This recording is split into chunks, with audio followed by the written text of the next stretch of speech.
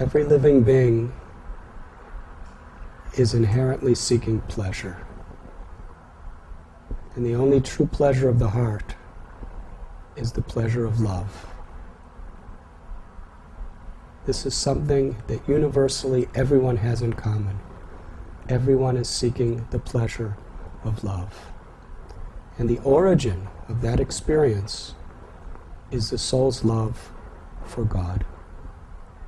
When we forget our love for God, we seek that experience in so many directions, but never completely satisfied. But when our propensity for love is once again reposed in the supreme object of all love, the all-attractive Lord of all living beings, then we find true fulfillment and eternal joy. In Bhagavad Gita, Krishna tells us that the science of culture is to orient all of our abilities, our skills, and our arts in a way that uplifts our consciousness and brings us closer to God. To utilize our creative talents, to utilize our intelligence, to utilize our wealth, our everything, in a way that brings ourselves and others closer to God is real spiritual culture. And this is perhaps the greatest need in human society today. When George Harrison of the Beatles approached our Gurudev, A.C. Bhaktivedanta Swami Prabhupada, Srila Prabhupada encouraged him. You are a musician, you have influence over others, that is a gift of God. Utilize that gift to please God and to bring people closer to God. And he took that message very seriously.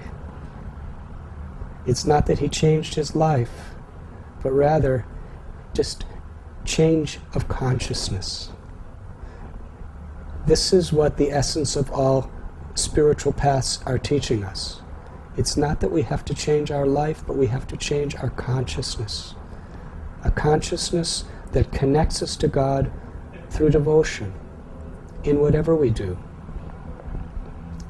So I'm very, very happy that devotees are going to these festivals, which are culturally oriented, to try to inspire and encourage people to utilize their God-given talents in a spirit of devotion to God.